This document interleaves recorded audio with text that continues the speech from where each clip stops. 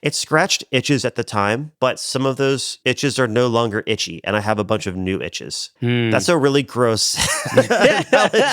I took that metaphor a little too far. I like it. Hi, Ben. Hi, Carl. How are you, sir? Getting caffeinated, so that's good. How about you? I am too. I want to start this off real quick and give a little update because today might be weird or it might be great. I don't know. We'll find out. So 2 weeks ago, for those listening chronologically, 2 weeks ago, we did an episode talking about the time management techniques that didn't work for us, and things that may work in a vacuum or for people without kids or the people that are not neurospicy. But as somebody with kids and somebody that I was pretty sure I have undiagnosed ADHD. We had a lot of things that we had tried over the years that didn't work. Well, coincidentally, the morning that we recorded that episode, after the episode recording, I had a doctor's appointment and I actually finally got a diagnosis of ADHD.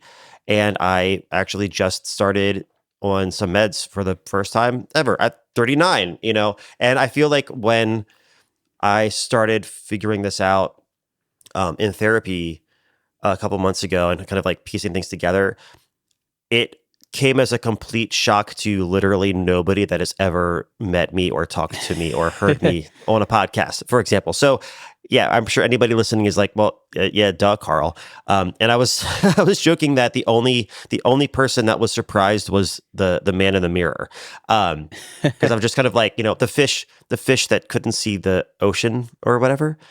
I was just so like in it, I had no idea. But that said, I feel so much more like a functional human, way more than I ever have, and it's been great. And I just wanted to say that so that if, I sound a little bit different, hopefully in a good way, and if I'm able to actually stay on task for a longer period than I normally could, that is why. That's sick. I'm happy for you because I feel like knowing is better than not knowing, and then there's stuff they could do about it, right? Like then try out some medications and see if it. Maybe I'll try it one day. We'll see. Yeah. I think it's not that the medication was, attempt number one of trying to deal with it. It's like, okay, I spent all these years trying to figure out how my brain works, trying to figure out what I can do that works for me. And I think that's probably why it's been so successful. So far, at least. I mean, I'm only like a week in, but like so far it's been working. I think because I've been developing so many like self-awareness skills and like trying to check in with my body and all these things. So I feel like it's the actual like work I've done for myself is just making the medicine more effective. I think that's how I feel anyway. I don't know if that's actually true. Maybe it's psychosomatic. I don't know, but that's what it feels like. Wow. Well, here's to bright horizons for you and for everyone. So just before the call, you mentioned an idea that you had to talk about today. So I want to let you tee it up and maybe give your first example too. Sure. Well, I was kind of thinking about new directions.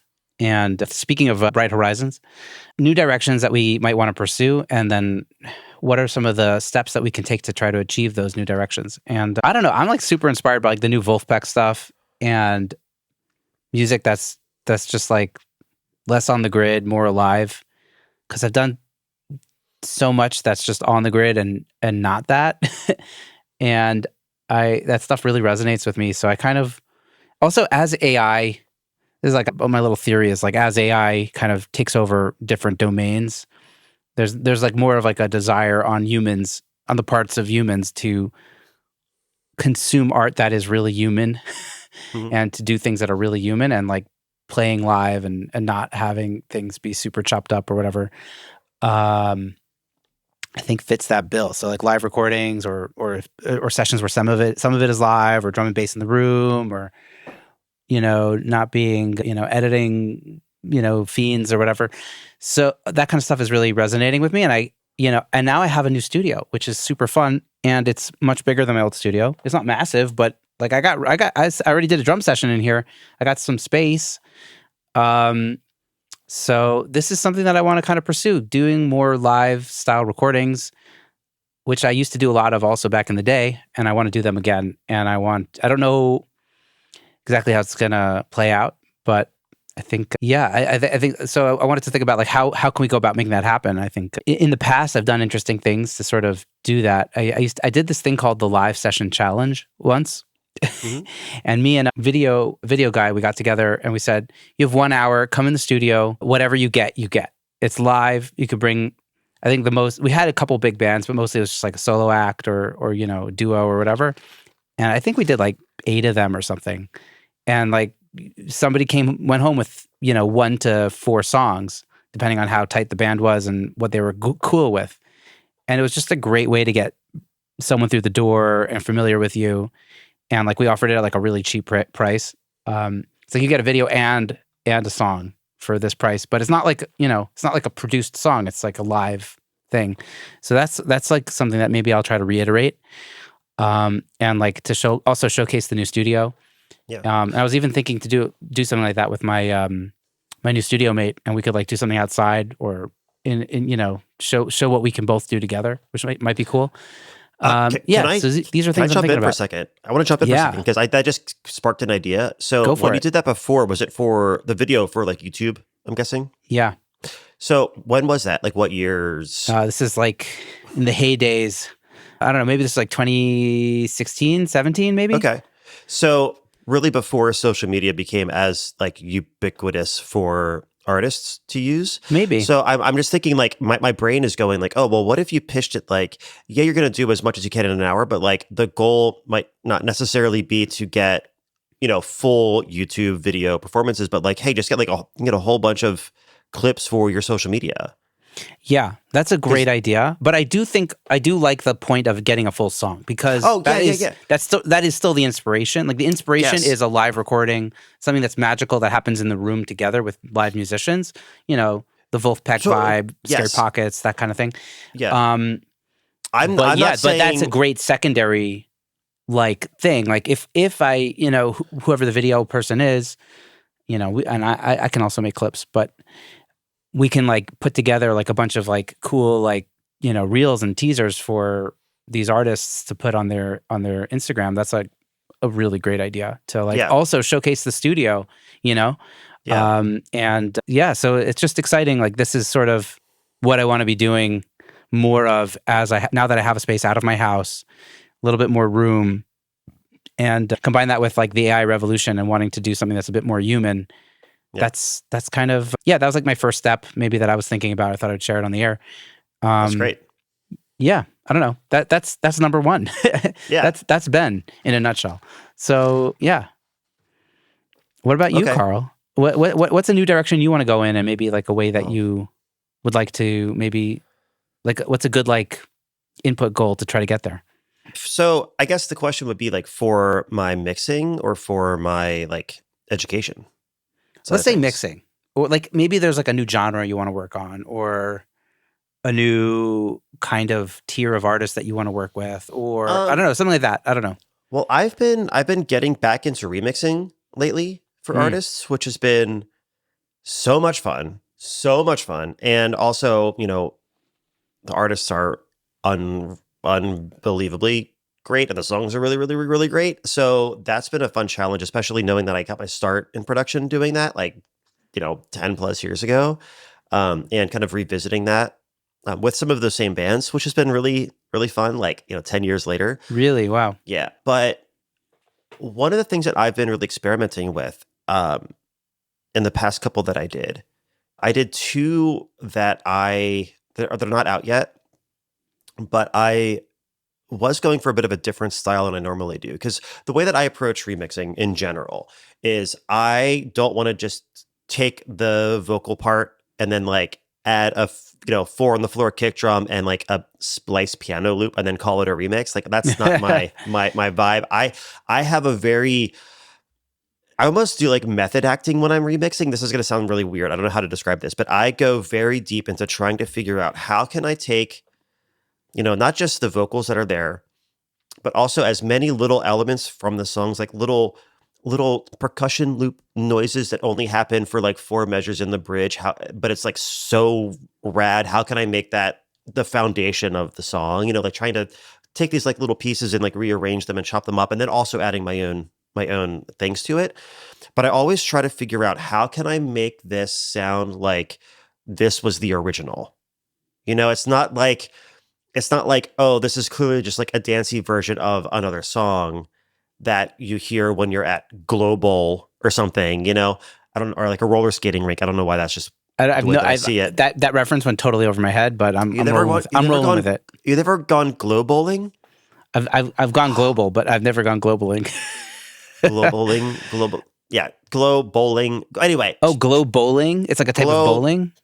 Yeah, where they have, oh my gosh, it's like, man, I don't live in America anymore. I don't know. I don't know. This is what I did when I was probably in like middle school, but you go to a bowling alley, and on like a Friday night or a Saturday night, it would be like still like an all age thing, but they would have black lights set up. All the lights would be off. They'd have all these like black lights on, and like, like those kind of cheesy like DJ lights, and they would just play, dancey pop music from like a radio station or something really loud. So it was kind of like, yeah, almost like glow in the dark bowling. Like, when you're in 7th grade, it's like the coolest place you could. When you're in 7th grade, living in like Amish country, it's the coolest thing you could possibly do. That's contextually. Listen, I'm not going to knock on bowling. Bowling is fun. I always enjoy bowling, so yes. I'm here for it.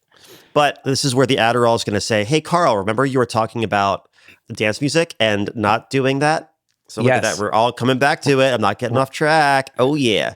We got our, what's it called? What are those things that keep the ball from going in the gutter? The rails? Oh, the bumpers. You got bumpers, right? Oh yeah. Yeah. Analogy time with Ben. Wow. Well done, sir. You know what I'm talking about. Oh, I know exactly what you're talking about. I need bowling bumpers for the conversation. So I don't want to just add,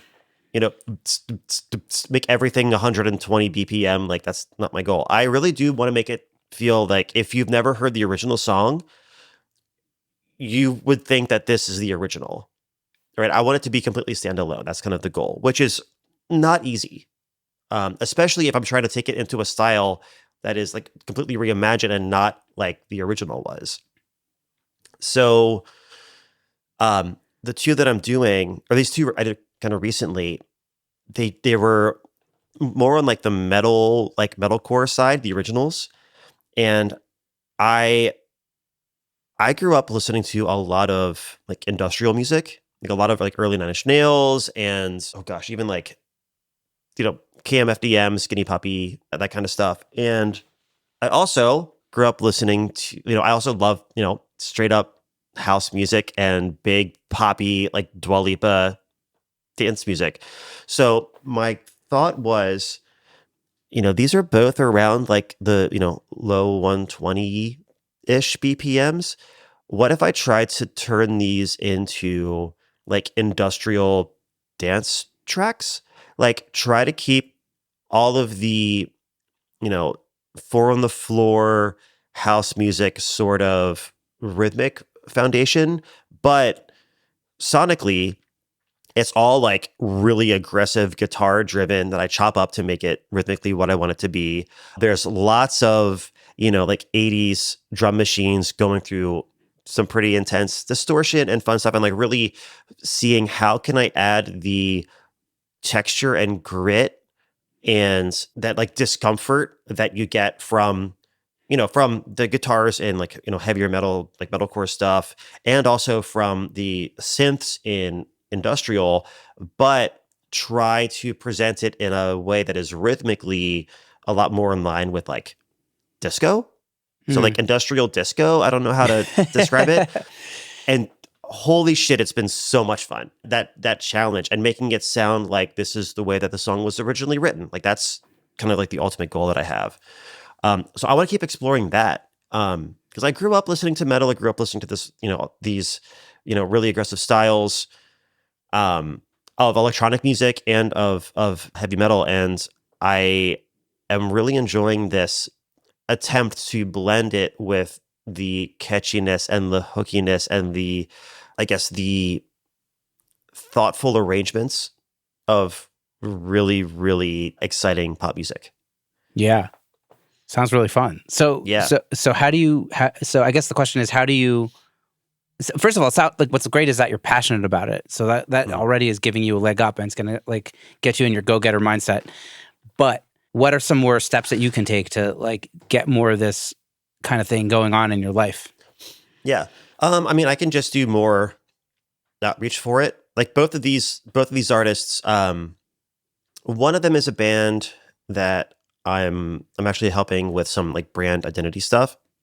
But the other one is a much bigger band, like much bigger band that I've loved for a while, and I met through a friend. I don't want to like give the names away because the song's not out yet. It's probably going to be part of a deluxe version of their album that's going to be coming out, I think, later this year. You mentioned this one, I think, to me a couple of weeks ago or a week ago. Maybe that's a different one. That was a different one. That's Carl, you busy.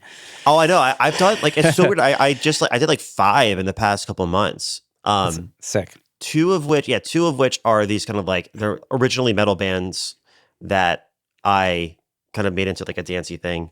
But this other band is like, they've got like 3 or 4 million monthly listeners, wow. like, touring the world all the time. So like when that comes out, that's going to be a big one. But I just met the guitarist through a friend, through like a producer friend. And I think he actually like bought one of my courses a couple years ago. So like we just like met through that, and it's just, it's going to be fun. So I think once I have those 2 songs out, it's going to be a lot easier for me to just, start sending some DMs to bigger bands that I want to do this with, that I think could be a good fit.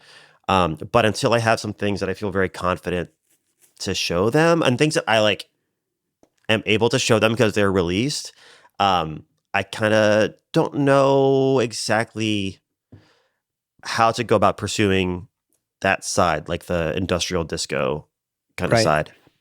It's your own genre. It's the Carl genre.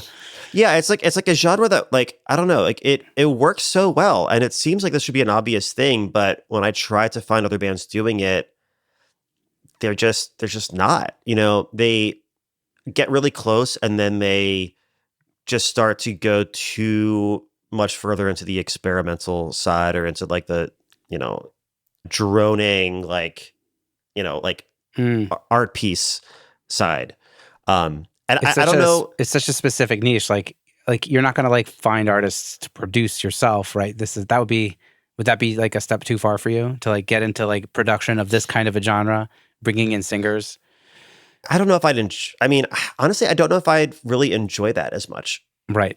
I think, and that's because you like that the song is done, and then you could just reimagine the song. Yeah, and that comes down to, I think, my strengths and passions as a producer. Like, I am definitely a finisher, not a starter. So if I were responsible for like starting from scratch and building something, like it's a very, very, very, very small percentage of artists that I actually feel like I could do a pretty good job with that. And even then I'd have to have a really good collaborative relationship with the artist, because they would be doing a lot of the heavy lifting, like lyrically, and maybe some of like the basic chordal structures, and then I'd be taking that and like running with it for the actual like sound design and the production and the arrangement and that kind of stuff. So I don't feel like me starting my own artist project doing these kind of things from scratch, at least for the foreseeable future. Like, I just don't think that's.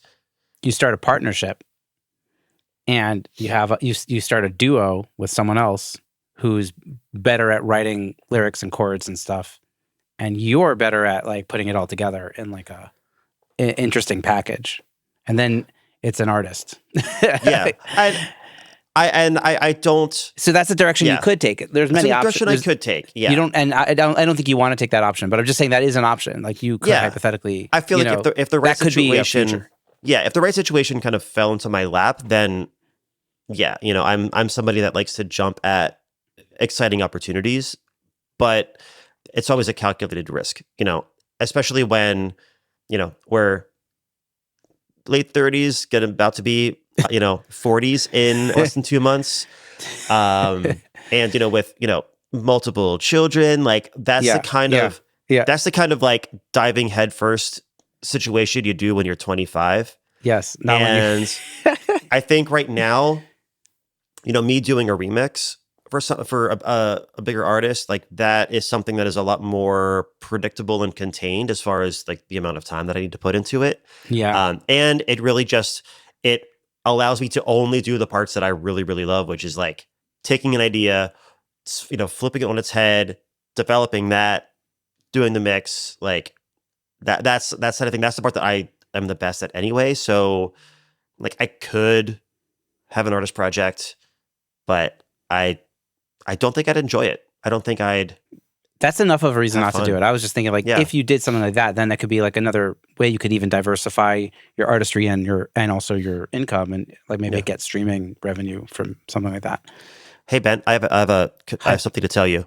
People don't make money from that shit. Yeah, it's 2025, Ben. If you think that I'm going to start, that was a good time for me to start an artist project With the when goal I have- of diversifying your income. and starting an artist project that has no I don't know. has no built-in audience with somebody that I haven't even met the right Carl, partner you're a yet. revolutionary. You don't know. You don't know yet. I'd rather focus my revolutionary energies into something bigger. Okay. I like Is that fair? Yeah. Is that fair? So hypothetically, I don't know. I'm just like dreaming for you this episode for some reason. I like this. But like, if you do some more successful remixes in this very specific style, what kind of opportunities do you think that could open up for you in the mixing department? Like, do you think like that will also carry over into like kinds of mixing, artists that you work with, client level, whatever, that kind of thing? Yeah. I mean, that's the way that I got, my first like production clients and mixing clients were from people that heard my remixes, 10 years ago, whatever. And I still have people tell me that they, heard one of my remixes from like 2015, and that's how they found me.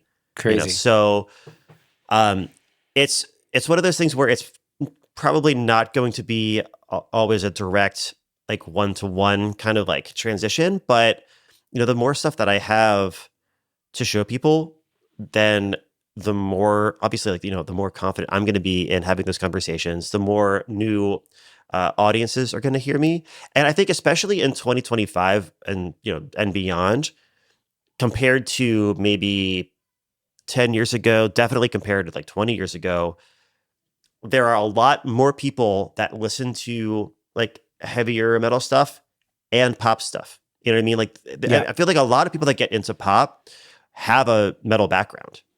Like a lot of the people that I've met in the recent years that like got into like pop production, especially, like they grew up listening to metal. So I feel like there are going to be a lot of people that like kind of from both ends that are going to like appreciate it or potentially appreciate it.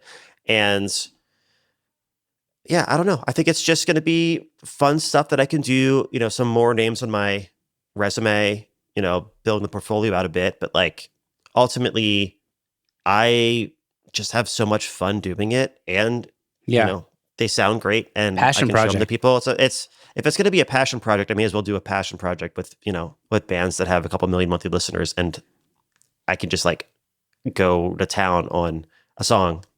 Sick. Like that's just like the obvious thing for me at this point.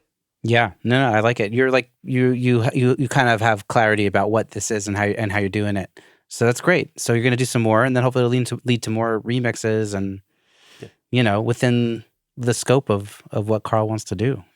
Yeah, because I honestly I have no real desire to like learn how to do DJ sets and like do that whole thing. Like that's just not Carl's something not going that on tour anymore. Come on, people. Yeah, it would have to be such a perfect situation. Like there would have to be so many, like not just like the planets in our solar system aligning. It would have to be a bunch of like adjacent solar systems also aligning with it for me to want to go back out. That's a very, very specific thing. Yeah. In 2 billion years, I'll reach out and I'll check in.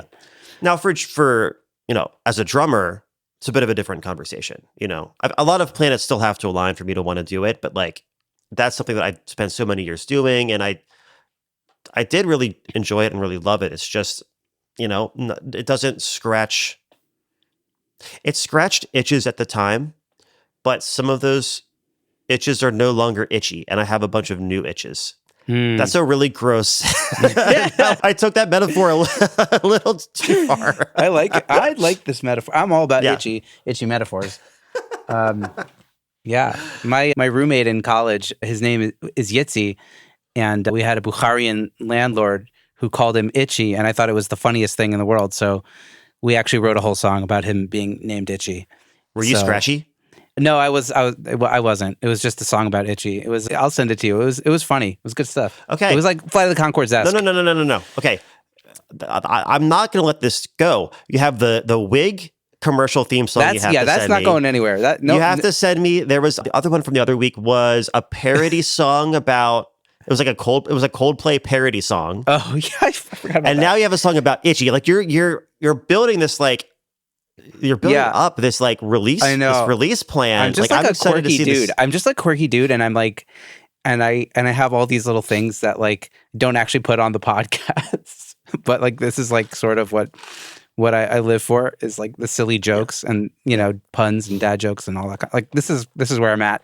I'll send you that. I'll find it. I'll pull it up.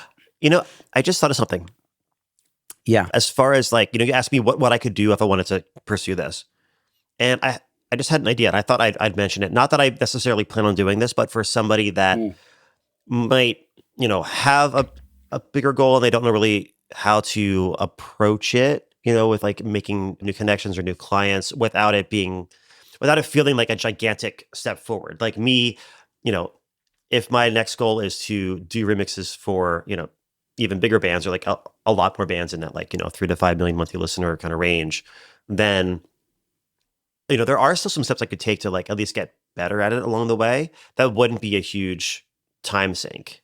And this is something I've told some of my, my coaching students that are producers, especially in electronic music. I challenge them to just say look, set a timer for 15 minutes and make an 8-measure loop and just screen grab it while you're doing the process.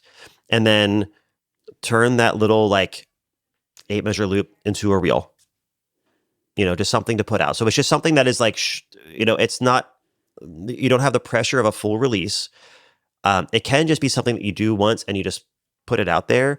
And the goal isn't to try to go viral with it. The goal isn't to try to get a bunch of fans or a bunch of clients out of it necessarily. The goal is just to, it's like going to the gym for your production skills, but also it's just another way for somebody that's checking out your profile to get a little insight into, how you think about music. It's just a little blip of,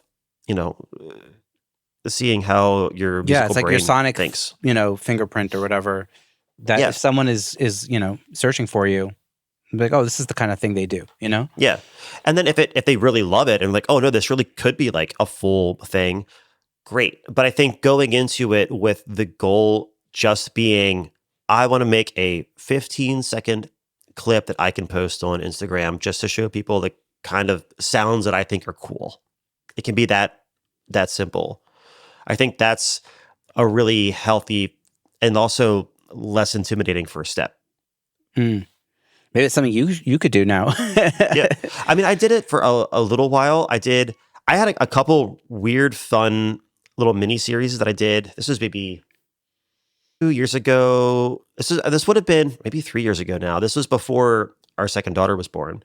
But I did a series of mashup remixes, but instead of mashing up a Sabrina Carpenter song, what if Sabrina Carpenter sang over Chapel Roan, whatever.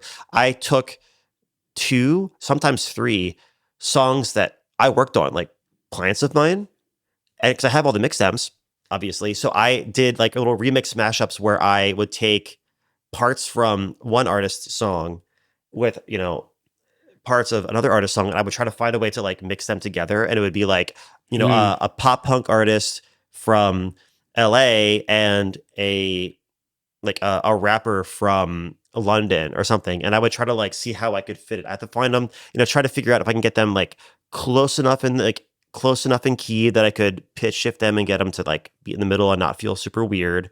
Close enough in tempo that I could, you know, stretch them, slower or faster without it feeling like the vocals are happening 1,000 miles a minute and feel unnatural.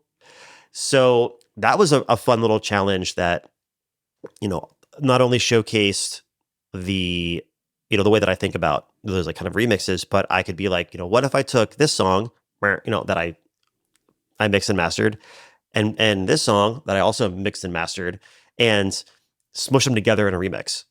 So it was a way to like make something cool to showcase the artists that I'm working with. So I can also tag them. They're going to like it, comment, share it to their friends. Same thing for the second artist. And then also I'm creating this like third whole new thing that's just showcasing how my brain works. So it was a lot of work for a single post. Yeah. But it was a really good, like, kind of training exercise because I gave myself very specific constraints with it. Yeah. So I could do that again. And it also teaches you stuff. It also, teaches you new skills, like doing those like 15-minute things. Like I want to do more of those. I used to do like there was a period, maybe it was about 9 years ago, that I was doing like these mini grooves, and I would like, it was like, variation on the 8-bar groove, but it was like, there would maybe be like a minute and a half or whatever. It was just like, what could I do in about 30 minutes to an hour? And I came up with all these like little grooves, and it was great training ground for me to get better at production and just like to make a bunch of stuff, I don't know. It was fun. Yeah. And I think it's a good, like there was a guest on the show, Damian Taylor. He says like, you should wake up every morning and do something like that. Like, and I don't do that, but I maybe should if I. I think when the kids are out of the house, we'll do that. Maybe there'll be another time in my life when I have more energy in the morning. Yeah. But yes, I'm looking forward to that. Yeah. And I've done some where I did like these, I don't know, like 5-minute, 10-minute like meditation type things where I was just like, my goal, I'm gonna set a 10-minute timer. Usually I did like a 5-minute timer and then another 5-minute timer. But I would just say like, I'm going to make something just like lo-fi and chill. I'm just going to make it all from Splice. I'm just going to create something new. Like, especially if it was nighttime and it was snowing outside, I would just be like, I look out the window and I would just say, okay, I'm going to spend 5 minutes, find like a basic 4-measure or 8-measure, like chord progression that I like, a vibe that I like, an instrument that I like. And then once I get that, then the next 5 minutes is going to be me, adding some detail and like tweaking things. So it's like the first 5 minutes is just gathering the ingredients for the recipe. And then the second 5 minutes is like kind of portioning them out. And then whatever I have. And sometimes they're terrible and that's okay. Yeah. But crumple it up and you throw it in the garbage. Yeah. But it was only 10 minutes, it wasn't going, kind of bringing this back to why I was saying these like little baby steps towards a bigger goal. Thanks, Adderall. Taking these baby steps, like it's a 10-minute exercise. And if it's great and you want to keep developing it, awesome. And if you don't, it's okay. It was 10 minutes that you probably would have spent doom scrolling anyway. So you can do these things and not have to feel like you have to commit to doing a 3-minute song when you feel already like you're not inspired. You feel like it's not really working. And then you get in your head and you start to like tell yourself that you're not good at this. Yeah. Like you don't have, if you set a 10-minute timer, you don't have time to tell yourself that you're not good at this. Okay, Ben, you talked about the things that you want to start doing more of. I talked about the things I want to start doing more of. And I talked about some of the things that I can do to start that.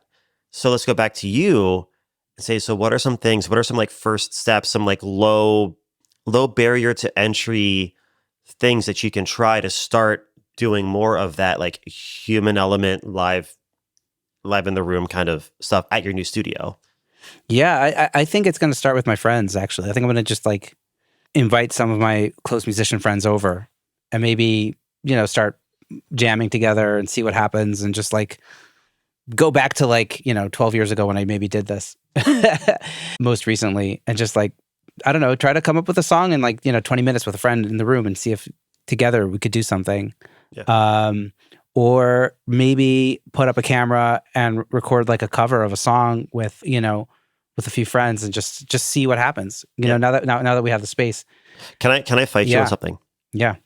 Instead of trying to write a song in 20 minutes, try to write a chorus in 20 minutes. Because then if you just put your focused energy into like one section, then if that ends up being like really cool and you're inspired, then you know to keep on going. But if you're like trying to, meet the assignment by having like 2 verses and a bridge, then you're not going to like, you're much less likely to stumble upon something actually cool and worth developing. Cool. Good advice. Yeah. Yeah. So I don't know, but yeah, so like I want to try maybe doing a little bit of like making our own music, and I'm also open to like doing like a cover in here with like some cameras. And also I was thinking about making like an event with my studio mate, and like, saying like, well, we're going to do like, a live session day. And like, if you want to come in, we're going to have a bunch of stuff set up, and we'll record like maybe even outside, like outside the studio. Because it's like in a cool spot and there's like a view. Yeah. So I don't know, thinking about it. Yeah. That kind of a thing. To do like a day of like, hey, like come on by, we're gonna be recording if you want, like, for like I don't know, maybe do like what I did back in the day, like, for 1 hour, we're gonna charge this, we'll have a video person, and you'll get some video that you could chop up or do whatever you want with. This is just kind of spitballing, could you even maybe treat it kind of like not an open mic in the open to anybody sense, but just kind of say, hey, we're going to do this thing, kind of like an invitation only open mic where, if you come, you can play a song or two, we're going to record it and film it, and everybody else that's there is going to like be supportive and clap, and witness and witness, be part of the energy of it, to be an That's audience. A great for idea. It. Yeah. And it's just kind of like almost like a round table where it's like, everybody has a chance, like everybody's going to either be like up on stage doing their song, or they're going to be in the audience being supportive and like hanging out. So it's going to be like a kind of a communal, collaborative thing, which I think will also get, not just have them have the memory and the experience of, being there and doing that thing and having the recording, but also like they'll remember the conversations that they had and like meeting new people, reconnecting with building people that community. they haven't talked in a while, build that community. Yeah. And that's all going to be based on, kind of like centered around your space and the vibe that you and your studio partner created. Yeah. I think that's a really great idea. I like it. Thanks, man. Appreciate that. Yeah. So hopefully exciting new directions that we're going to go take. Yeah. And sorry, I really don't want to feel like I don't want to come across like I'm like telling you your business and telling you what to do. I'm just like, I'm excited for you and I think it's cool. And I'm jealous that I don't have I have no interest in doing tracking for sure, but also the fact that all of the people that I collaborate with the most live usually on like different continents. So the in-person community is not as essential, not as much of a thing for me. I think it could be cool if my studio mate does the tracking and I do the mixing. That could be like a good way to also separate it, because he's like, he's a little earlier in his journey than I am, and maybe he'd be more interested in doing that anyways. I don't know. Yeah, I don't know. Thinking about it. Lots of, but it's really exciting because I had to like take this leap and get out of the house because of necessity. I might as well try to do stuff that I'm really passionate about also while I'm here. And the question is like, the time and making it, figuring out how to make a living doing it. But we have to try and give it a shot. Yeah. So and especially we'll take some of those steps we're going to take some steps and see what clicks. Yeah. And especially if those steps that you take and the things that you try aren't humongous, time sinks. Like if you can do these kind of like low pressure experiments and not make your first baby step a humongous leap of like, oh, we're going to do like full live album. Yeah, no, we're not doing that. Multi-camera and like, just like, we got, MVP, man. Yeah, we're gonna. It's gonna be like Theo's record, maybe in a year from now or half a year from now. But first, let's start with like just a couple small things, Yeah, and see what clicks and what's working. So, but we definitely want to take those actual steps and work towards that goal of doing more live things. Yeah. So, anyways, I got to wrap. But Carl, this was so fun and a great conversation. And I think we went in directions I didn't even think we were going to go in, but lots of like stuff to think about, and I'm like kind of inspired. Like also just like the creation process of like, you don't have to have. This is not the goal of this of this conversation at all, but like just like the practice of making stuff doesn't have to have a purpose. It could just be fun and fulfilling and building skills and just getting your creative itch out. Well, I would say that it is relevant, because if the conversation that we're having, the topic was to be about, these new directions, what you're saying is that going in a new direction doesn't require a full 110% energy shift to try it out. Like you can try, you can experiment, do little things, and just kind of see what actually inspires you and excites you. And then you can decide where to really, deep dive, as opposed to spending so much time planning something and then never actually doing it, which I am very, very guilty of doing a lot. But yeah, that's definitely me kind of talking to myself there. but yeah, so I think it was really relevant. Yeah, don't swallow the whole ocean. Just take a gulp at a time. Or that's not even an expression. Don't drink salt water, Ben. That's I don't know what I'm saying. You don't have to have it. You don't have to have the whole bowl of soup at once. You could just have a couple spoonfuls. I'm going to stop. I'm just stopping. Who eats a couple spoonfuls of soup and then doesn't eat the rest? Like, it's going to get cold. Soup is one. Yeah, yes, you have to pace yourself. You can't guzzle steaming hot soup, Ben, but you can't go a couple spoons and then just like wait. A bowl at a time. A bowl at a time. Okay, so now this, I would argue, this is a very, very off topic, getting into fights about the speed of which one needs to eat soup. But, I think we just need to wrap this episode. Yeah, let's put everybody out of their misery. Yes, put my analogies out of commission for a week. It's not any worse than my increased itchiness metaphor. So, Ben, you're the man. I appreciate you. I'm glad to see you, and we'll see you soon. Yeah, I hope so. Bye, Ben. Bye, Carl.